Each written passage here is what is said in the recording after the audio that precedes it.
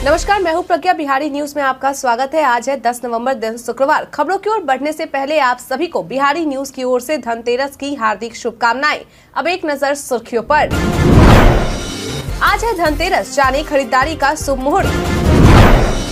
बिहार शिक्षक भर्ती के दूसरे चरण के लिए आज से शुरू होंगे आवेदन। घर में जन्म लेगी बेटी तो मिलेंगे 2000 रुपए। बिना पैन आधार के खरीदा जा सकता है इतना सोना। विश्व कप में भारत को हराने को लेकर एडम गिलक्रिस्ट ने दिया सुझाव। अब चलिए बढ़ते हैं बिहार के अब तक की 25 बड़ी खबरों की ओर विस्तार से। भारतीय डाक में 1899 पदों पर निकली भर्ती। भारतीय डाक विभाग के द्वारा postal assistant, sorting assistant, postman, mail guard और मल्टीटास्किंग स्टाफ के 1899 पदों पर भर्ती निकाली गई है। ऐसे में वो लोग जो इसके लिए आवेदन करना चाहते हैं वो इंडिया पोस्ट की ऑफिशियल वेबसाइट indiapost.gov.in पर जाकर ऑनलाइन तरीके से अपना आवेदन कर सकते हैं। बता दें कि आवेदन करने की अंतिम तारीख 9 दिसंबर 2023 तक निर्धारित की गई है। इसके लिए अगर शैक्षणिक योग्यता की बात करें तो विभिन्न पदों के लिए विभिन्न योग्यता निर्धारित की गई है। हालांकि उम्मीदवार का 10वीं 12वीं या स्नातक पास होना पद के अनुसार अनिवार्य है। इसके अलावा कुछ पदों के लिए उम्मीदवारों के पास कंप्यूटर ज्ञान का भी आवश्यकता है। इससे जुड़ी अधिक जानकारी के लिए जारी किए गए नोटिफिकेशन को एक बार जरूर देख ले। आज है धनतेरस, जाने खरीदारी का शुभ मुहूर्त। कार्तिक मास के त्योहारों की शुरुआत आज यानी कि धनतेरस से होती है। बता दें कि धनतेरस का त्योहार दिवाली के 2 दिन पहले मनाया जाता है। ऐसे में इस बार धनतेरस आज यानी कि 10 नवंबर से हो रही है। मालूम हो कि आज के दिन लोग सोने चांदी के साथ साथ अन्य सामानों की खरीदारी करते हैं, क्योंकि आज खरीदारी का विशेष महत्व होता है। आपकी जानकारी के लिए बता दें कि सनातन धर्म के अनुसार आज के दिन झाड़ू और सोने चांदी के आभूषण की खरीदारी की मान्यता है, क्योंकि ऐसा माना जाता है कि ऐसा करने से घर में लक्ष्मी का आगमन होता है और धन धान्य की कमी नहीं होती। बता दें कि आज सोने चांदी या धनतेरस पर सामान की खरीदारी करने का आचार्यों के अनुसार शुभ मुहूर्त दोपहर 2:35 बजे से लेकर संध्या 6:40 बजे तक है। वही वैसे लोग जो आज खरीदारी नहीं कर पाते हैं वो कल यानी कि शनिवार को 1:57 तक खरीदारी कर सकते हैं। वही आज धनतेरस को लेकर बिहार के मुख्यमंत्री नीतीश कुमार के द्वारा भी प्रदेश एवं देशवासियों को बधाई एवं शुभकामनाएं दी गई है। उन्होंने कहा कि प्रदेश एवं देशवासियों पर महालक्ष्मी की कृपा बनी रहे, प्रदेश में सुख शांति एवं समृद्धि आए, प्रदेशवासी पारस्परिक प्रेम, आपसी भाईचारा, सांप्रदायिक सौहार्द एवं शांतिपूर्ण ढंग से धनतेरस पर्व को मनाएं। बिहार प्रगति के शिखर पर पहुंचे। बिहारी बर्थडे स्पेशल में आज हम बात करेंगे डॉक्टर सच्चिदानंद सिन्हा के बारे में। डॉक्टर सच्चिदानंद सिन्हा का जन्म आज ही के दिन 1871 में हुआ था। यह भारत के प्रसिद्ध सांसद, शिक्षाविद, अधिवक्ता तथा पत्रकार थे। वे भारत की संविधान सभा के प्रथम अध्यक्ष थे। बिहार को बंगाल से पृथक राज्य के रूप में स्थापित करने वाले लोगों में उनका नाम सबसे प्रमुख है। 1910 के चुनाव में 4 महाराजाओं को परास्त कर वे केंद्रीय विधान परिषद में प्रतिनिधि निर्वाचित हुए। प्रथम भारतीय जिन्हें एक प्रांत का राज्यपाल और हाउस ऑफ लॉर्ड्स का सदस्य बनने का श्रेय प्राप्त है। वे प्रिवी काउंसिल के सदस्य भी थे। डॉक्टर राम मनोहर लोहिया जैसे समाजवादियों के साथ काम कर चुके सच्चिदानंद सिन्हा के समाज, राजनीति और समाजवाद पर कई महत्वपूर्ण पुस्तकें लिखी हैं। डॉक्टर सच्चिदानंद सिन्हा प्रथम भारतीय व्यक्ति हैं जिन्हें एक प्रांत का राज्यपाल और हाउस लॉर्ड्स का सदस्य बनने का श्रेय प्राप्त है। 1921 में डॉक्टर सिन्हा को 5 साल के लिए अर्थ सचिव और कानून मंत्री बनाया गया और इस तरह वह पहले हिंदुस्तानी बने जो इस पद पर पहुंचे थे। औरंगाबाद का एक घटक महाविद्यालय उन्हें समर्पित है और उनका नाम सच्चिदानंद सिन्हा महाविद्यालय था, जिसकी स्थापना आजादी के पहले प्रख्यात गांधीवादी अनुग्रह नारायण सिन्हा के साथ साथ अखौरी कृष्ण प्रकाश सिन्हा ने की थी। श्रद्धांजलि सिन्हा एक पत्रकार और लेखक थे। वह इंडियन नेशन के प्रकाशक एवं हिंदुस्तान रिव्यू के संपादक थे। बिहार में अब हर साल होगी शिक्षक भर्ती परीक्षा। अगर आप भी बिहार में शिक्षक बनने की इच्छा रखते हैं तो यह खबर आपके लिए है। बता दें कि बिहार लोक सेवा आयोग के अध्यक्ष अतुल प्रसाद के द्वारा बीते दिन एक्स पर, जो कि पूर्व में ट्विटर हुआ करता था, उस पर ट्वीट कर यह जानकारी दी गई है कि वर्तमान में TRE 2.0 में CTET बीएड देने वाले उम्मीदवारों को अनुमति देने की योजना नहीं है। इसके बजाय हर साल अगस्त में TRE आयोजित करने की योजना है। बता दें कि शिक्षक भर्ती परीक्षा के दूसरे चरण में अपियरिंग वाले अभ्यर्थियों को आवेदन का मौका नहीं दिया गया है, जिसके बाद बीते बुधवार को सीटेट अपियरिंग छात्रों के द्वारा शिक्षा विभाग के अपर मुख्य सचिव के पाठक को एक ज्ञापन सौंपा गया था, जिसमें छात्रों के द्वारा यह जानकारी दी गई थी कि BPSC द्वितीय चरण शिक्षक भर्ती में CTET अपियरिंग छात्रों को भी मौका दिया जाए। लेकिन अब आयोग की ओर से साफ कर दिया गया है कि अपियरिंग वालों को TRE 2 में आवेदन का अवसर नहीं दिया जाएगा। बिहार सरकार कराएगी कोसी और गंडक बराज का सुरक्षा मूल्यांकन। बिहार सरकार के जल संसाधन तथा सूचना एवं जनसंपर्क मंत्री संजय कुमार झा के द्वारा बीते दिन बिहार विधान परिषद में विधान पार्षद अजय कुमार सिंह से प्राप्त ध्यानाकर्षण सूचना में जवाब देते हुए यह जानकारी दी गई कि बिहार सरकार की ओर से बिहार में बाढ़ से सुरक्षा के लिए सभी कदम उठाए जा रहे हैं। उन्होंने कहा कि डैम सेफ्टी और 2021 के प्रावधानों के आलोक में तकनीकी विशेषज्ञों द्वारा राज्य में व्यापक बांध सुरक्षा मूल्यांकन कराने के लिए जरूरी कार्रवाई की जा रही है। साथ ही विश्व बैंक संपोषित बिहार एकीकृत जल संसाधन प्रबंधन परियोजना के तहत कोसी बराज, वीरपुर और गंडक बराज वाल्मीकि नगर के पुनर्स्थापन का कार्य कराने का विचार किया जा रहा। उन्होंने बताया कि वर्तमान में कोसी बराज और वीरपुर और गंडक बराज दोनों क्रियाशील है और बाढ़ से बचाव तथा सिंचाई सुविधा के लिहाज से दोनों काफी महत्वपूर्ण भी है। इस वर्ष रिकॉर्ड जलस्राव के बावजूद हम लोग उत्तर बिहार को कोसी नदी की बाढ़ की तबाही से बचाने में सफल रहे हैं। बेटी हमारी अनमोल में दिखेंगे मुजफ्फरपुर के सूरज। मशहूर टीवी शो निर्माता राकेश पासवान के साथ बिहार के मुजफ्फरपुर के वालेराम चंद्र प्रसाद सिंह के बेटे सूरज कुमार महिला सशक्तिकरण पर आधारित एक नया सीरियल बेटी हमारी अनमोल है लेकर आ रहे हैं, जिसमें मुख्य भूमिका के रूप में जूही असलम खान, रानी चटर्जी, प्रथम कुंवर और कपिल सोनू हैं। आपकी जानकारी के लिए बता दें कि यह धारावाहिक नजारा टीवी पर रात 9 बजे सोमवार से शुक्रवार दिखाया जाएगा। इस बारे में सूरज कुमार के द्वारा दी गई जानकारी के अनुसार यह सीरियल एक ऐसी लड़की की कहानी है जो कद से छोटी है, जिसकी वजह से उसे समाज की प्रताड़ना झेलनी पड़ती है। मालूम हो कि सूरज कुमार इस सीरियल में को प्रोड्यूसर के तौर पर काम कर रहे हैं। सूरज कुमार के द्वारा दी गई जानकारी के अनुसार इस सीरियल के क्रिएटिव डायरेक्टर राजशेखर है और प्रोजेक्ट हेड प्रवीण सिंह है। सूरज बताते हैं कि वे राकेश पासवान से खास प्रभावित है। ऐसे में जब उन्हें उनके साथ काम करने का मौका मिला तो उन्होंने हाँ कर दी।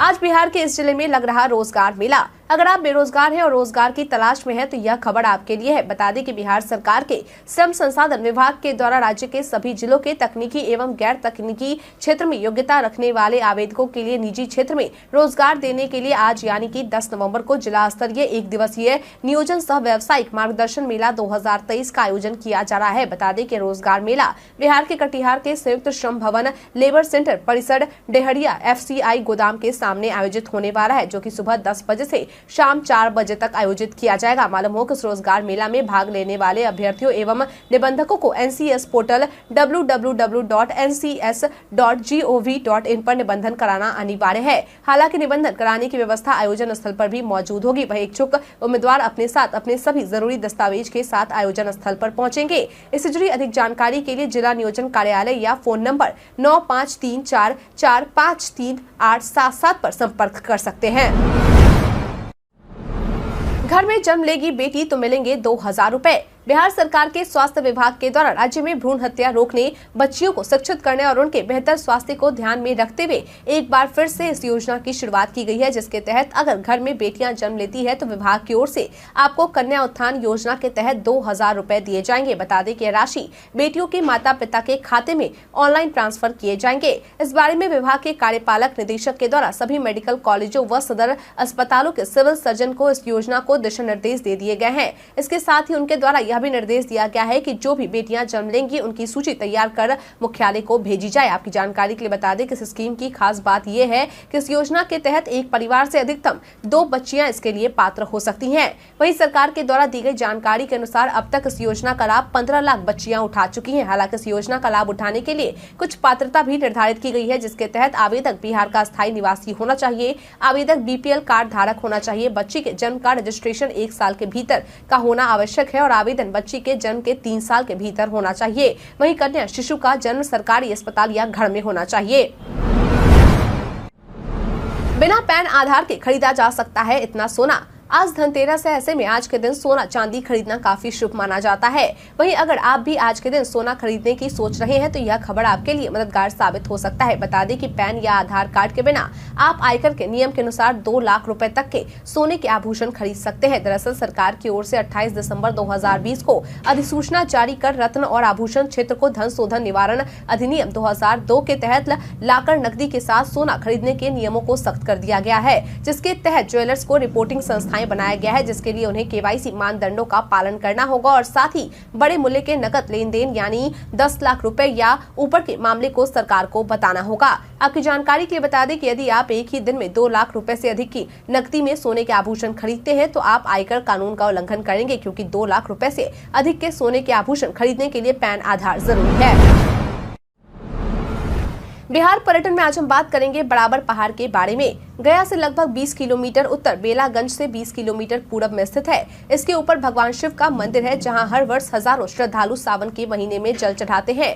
कहते हैं कि इस मंदिर को बानासुर ने बनवाया था, पुनः सम्राट अशोक ने मरम्मत करवाया। इसके नीचे सतघरवा की गुफा है, जो प्राचीन स्थापत्य कला का नमूना है। इसके अतिरिक्त एक मार्ग गया से लगभग 30 किलोमीटर उत्तर मखदूमपुर से भी है। इस पर जाने हेतु पातालगंगा, हथिया बोर्ड और 52 सीढ़ी 3 मार्ग है, जो क्रमशः दक्षिण, पश्चिम और उत्तर से हैं। पूरब में फल्गु नदी है और गया से लगभग 25 किलोमीटर पूरब में टनकुप्पा प्रखंड में चोवाड़ एक गांव है, जो कि गया जिले में एक अलग ही विशेषता रखता है। इस गांव में एक प्राचीन शिव मंदिर है, जो अपने आप में ही एक बहुत बड़ी महानता रखता है। इस मंदिर में भगवान शिव को चाहे जितना भी जल क्यों नहीं चढ़ाए, पर आज तक इसका पता नहीं लग पाया है। और इसी गाँव में खुदाई में बहुत ही प्राचीन अष्टधातु की मूर्तियां और चांदी के बहुत सिक्के मिले हैं। इस गाँव में एक तार का पेड़ भी है, जो की बहुत ही अद्भुत है। इस तार के पेड़ की विशेषता यह है कि इस पेड़ में 3 डाल है, जो कि भगवान शिव के त्रिशूल के आकार का है।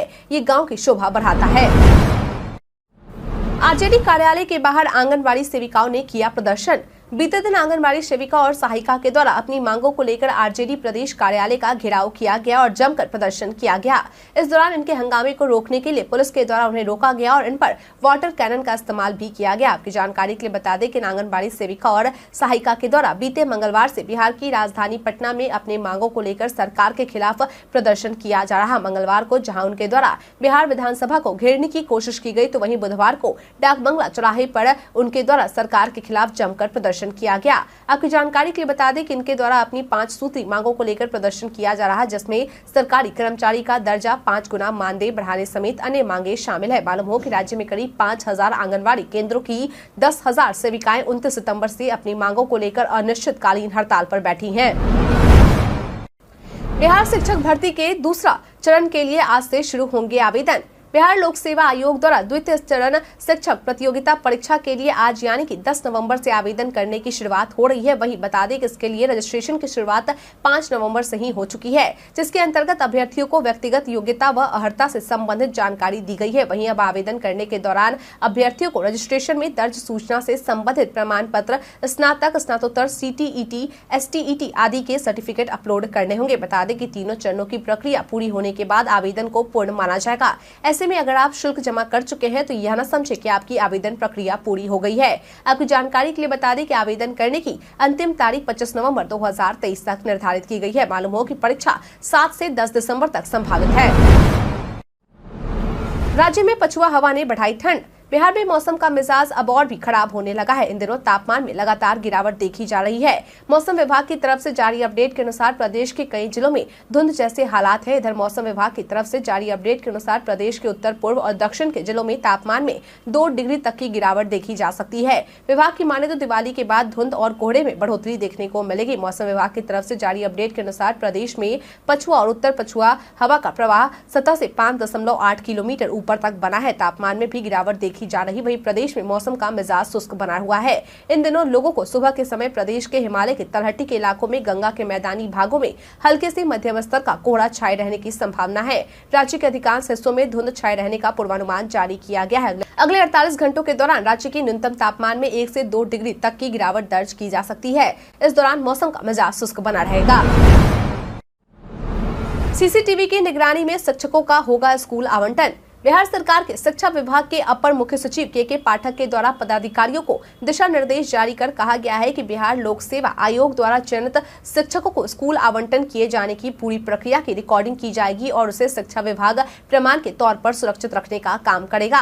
बता दें कि इस कार्य को लेकर के पाठक की ओर से माध्यमिक शिक्षा निदेशक कन्हैया प्रसाद श्रीवास्तव की अध्यक्षता में एक कमेटी का भी गठन किया गया है। बता दें कि आदेश में कहा गया है कि शिक्षकों का पदस्थापन सॉफ्टवेयर के माध्यम से रैंडम किया जाएगा और यह रैंडमाइजेशन केवल 3 बार किया जाएगा, जिसमें तीसरी बार रैंडमाइजेशन फाइनल और अंतिम होगा और उसी के आधार पर शिक्षकों को पदस्थापित किया जाएगा।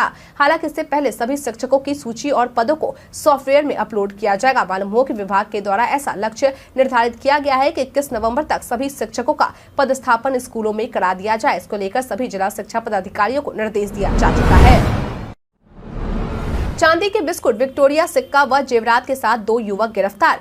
बीते दिन बिहार के नालंदा जिले के लेहरी थाना पुलिस के द्वारा वाहन चेकिंग के दौरान नवादा की ओर से आ रहे बाइक सवार को रुकवाकर उनके पास से बैग में रखे 3 किलो 818 ग्राम चांदी का बिस्किट, 25 विक्टोरिया के सिक्के, 18 जोड़ी पायल और 21,500 रुपए बरामद किए गए। वहीं जब पुलिस के द्वारा इन सामानों से जुड़ी कागजात मांगी गई तो युवक के द्वारा कागजात प्रस्तुत नहीं किया गया, जिसके बाद दोनों युवक को गिरफ्तार कर लिया गया है, जिनकी पहचान संतोष कुमार और आदित्य कुमार के रूप में की गई है।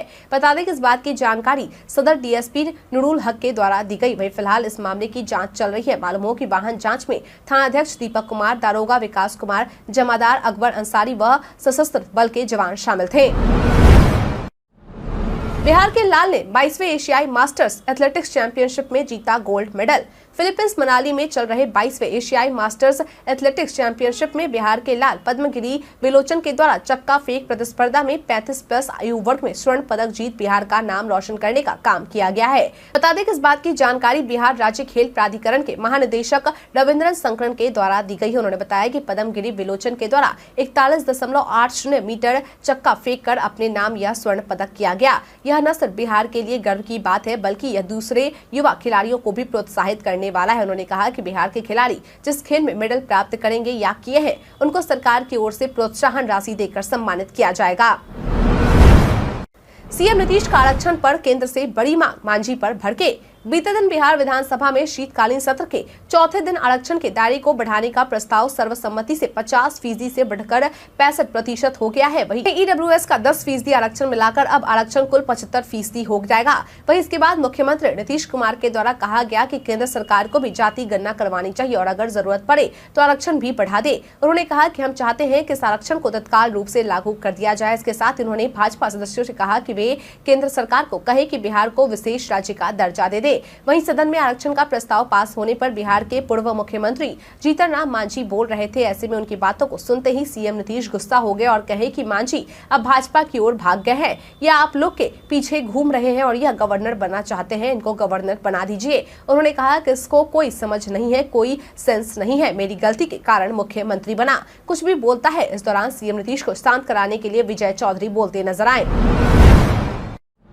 प्रशांत किशोर ने समझाया आरक्षण विधेयक का पेच। बिहार में आरक्षण का दायरा 15% और बढ़ाने के फैसले पर राजनीतिक रणनीतिकार प्रशांत किशोर के द्वारा कहा गया कि बिहार के लोगों को पहले ये समझना होगा कि ये जनगणना नहीं, सर्वे है जिसका कोई वैधानिक आधार नहीं है। आरक्षण की जो व्यवस्था बनी हुई है वो सुप्रीम कोर्ट ने तय की है, जो बिहार विधानसभा से बाहर का मामला है। बिहार सरकार अगर इसमें कुछ संशोधन करना चाहती है और देश के कानून के अंतर्गत उसे किया जा सकता है तो उन्हें करना चाहिए। मैं बार बार कह भी रहा हूँ कि जिसको जो संख्या है और अगर कोई समाज पीछे है तो उसको उसकी भागीदारी मिलनी चाहिए, लेकिन उनकी भागीदारी के नाम पर अपना घर भरने की जो बात है, इसके अलावा खुद लूटकर और अपने बच्चों को जो बैठाए हुए हैं वो सही नहीं है।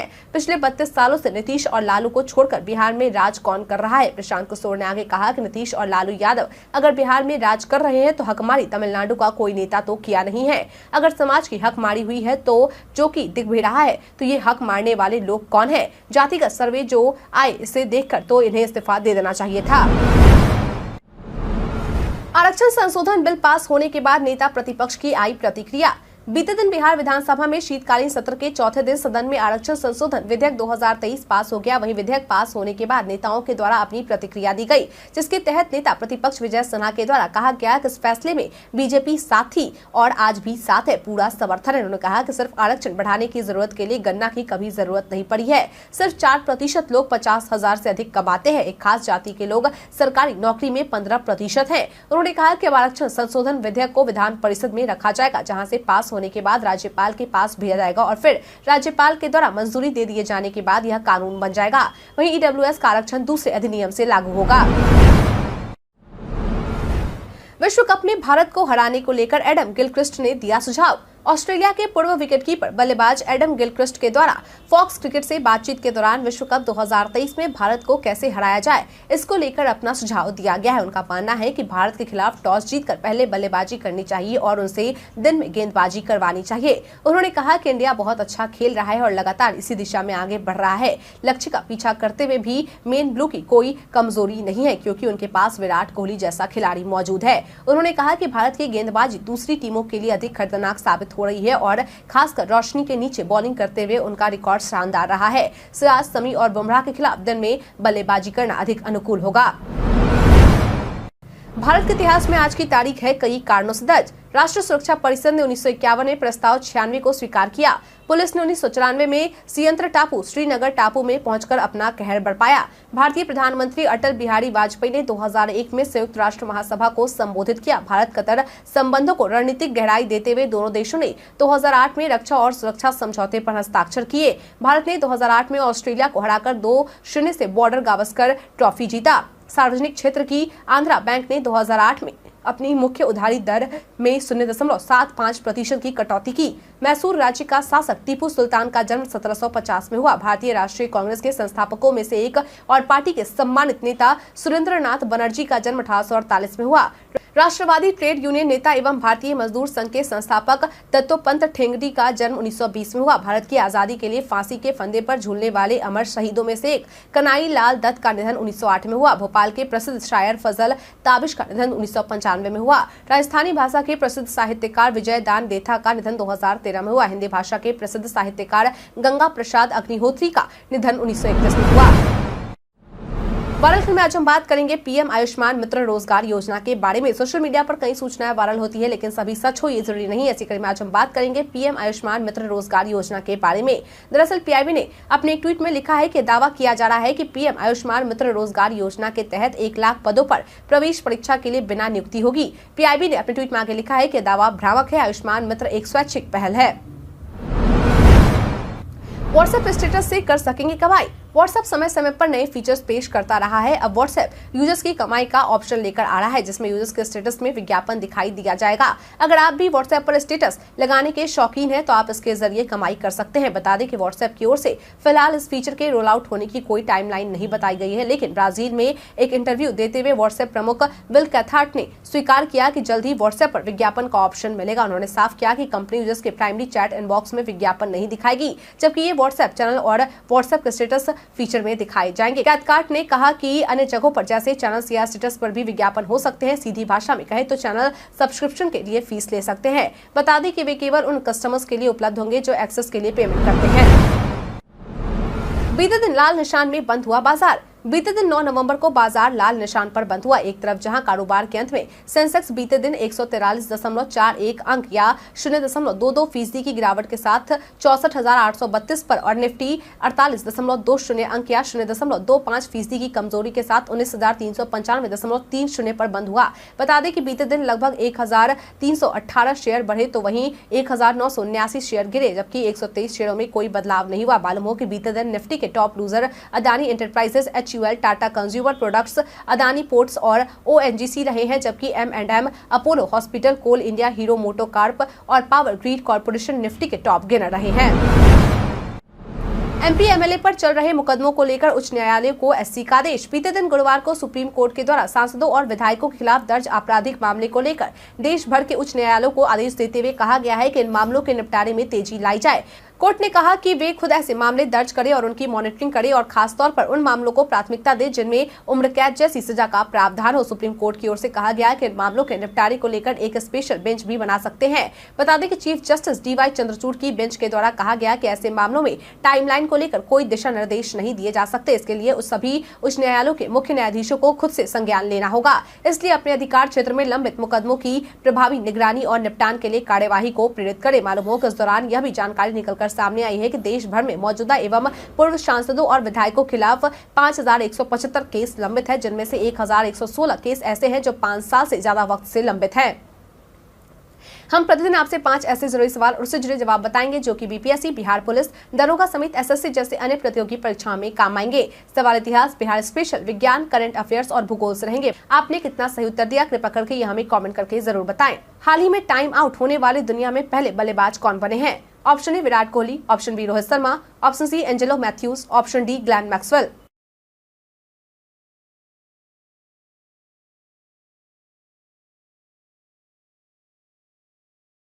इसका सही उत्तर है ऑप्शन सी एंजेलो मैथ्यूज। अगला सवाल, दरिया खान नुहानी को बिहार का शासक कब बनाया गया? ऑप्शन ए 1416 से 18 ईस्वी, ऑप्शन बी 1495 से 1522 ईस्वी, ऑप्शन सी 1565 से 92 ईस्वी, ऑप्शन डी 1435 से 52 ईस्वी।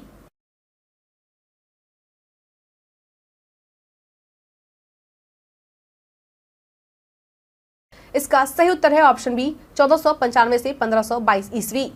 अगला सवाल, कांग्रेस के बांकीपुर अधिवेशन के अध्यक्ष कौन थे? Option A RN Mudholkar, option B CR Das, option C Maulana Abul Kalam Azad, option D doctor Rajendra Prasad.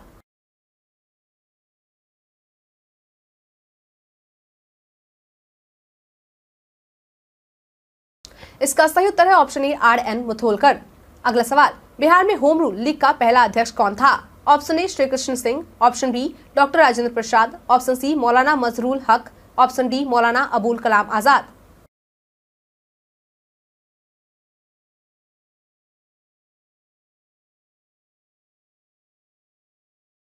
इसका सही उत्तर है ऑप्शन सी मौलाना मजरूल हक। बीते दिन हमारे द्वारा पूछे गए सवाल का आप लोगों में से बहुत लोगों ने अपना जवाब हमें हमारे कमेंट सेक्शन बॉक्स में लिख कर दिया था। जिन्होंने हमारे द्वारा पूछे गए सवाल का जवाब दिया है उनके नाम है मोहम्मद फहीम, विकास दास, चंद्रदीप, विवेक मिश्रा, उमेश सिसदेव, गोनर शर्मा, पंचम वर्मा, रंजीत मिश्रा, नुनु गोलू कुमार, उमेश, मुकेश, प्रहलाद कुमार, अनवर करीम खान, सभ्या झा, सन्नी कुमार, राजीव कुमार। इसके साथ ही बढ़ते हैं आज के सवाल की और आज का सवाल है, आज धनतेरस के मौके पर आप क्या क्या खरीदारी करने वाले हैं? अपना जवाब हमें हमारे कमेंट सेक्शन में लिखकर जरूर बताएं। आज के लिए इतना ही। बिहार के तमाम खबरों के साथ बने रहने के लिए देखते रहें बिहारी न्यूज। और साथ ही अगर आप यूट्यूब से देख रहे हैं चैनल को सब्सक्राइब करना और अगर आप फेसबुक से देख रहे हैं तो पेज को फॉलो करना ना भूले। धन्यवाद।